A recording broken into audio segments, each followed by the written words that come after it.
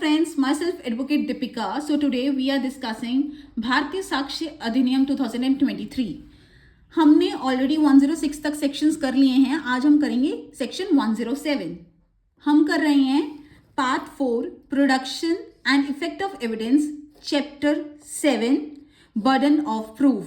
सो section 107 क्या कहता है?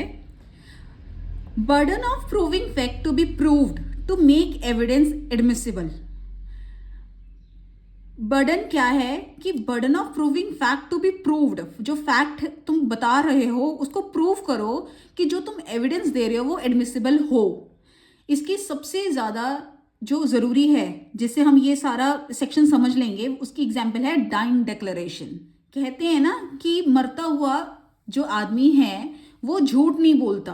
सो इसकी सबसे अच्छी एग्जाम्पल है डाइंग डिक्लेरेशन. तो अगर हमने किसी की डेथ को प्रूफ अगर हमने कोई भी डाइंग डिक्लेरेशन को प्रूफ करना है तो सबसे पहले उसकी डेथ को प्रूफ करना पड़ेगा कि हाँ वो मर चुका है और डाइंग डिक्लेरेशन में ये लिखा है. इसको हम एक एग्जाम्पल के थ्रू समझते हैं.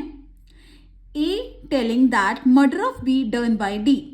A tells that B dying declaration he comes to know that D has killed B. So burden of death proved by A. तो इस सेक्शन में क्या है, इस एग्जाम्पल में क्या है कि A कहता है B ने लिखा था डाइंग डिक्लेरेशन में कि D ने उसका मर्डर किया है. So in this section if A wants to prove dying declaration then he has to prove the death of B firstly. So burden of death proved by A. अगर उसको dying declaration को सही कहलाना है तो उसको evidence ये देना उसको ये प्रूव करना पड़ेगा कि उसकी डेथ हो चुकी है. सो डाइंग डिक्लेरेशन को एडमिट करवाने के लिए उसको ये फैक्ट प्रूव करना पड़ेगा कि बी की डेथ हो चुकी है. तो ये सेक्शन ये कह रहा है. नेक्स्ट सेक्शन है section 108 burden of proving that case of accused comes with in exceptions.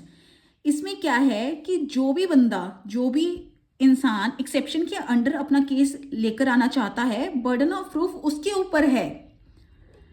भारतीय न्याय संहिता 2023 और any other act with in any general exceptions burden of proof lies on the person who wants that his or her action comes under exceptions.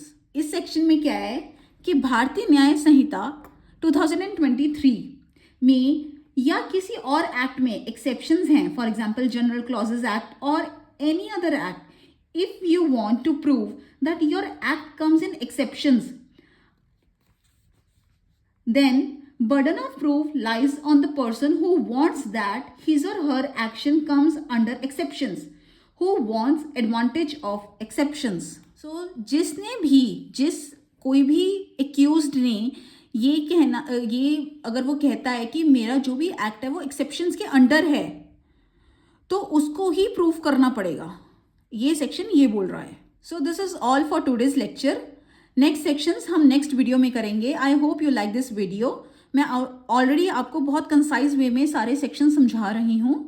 Thank you.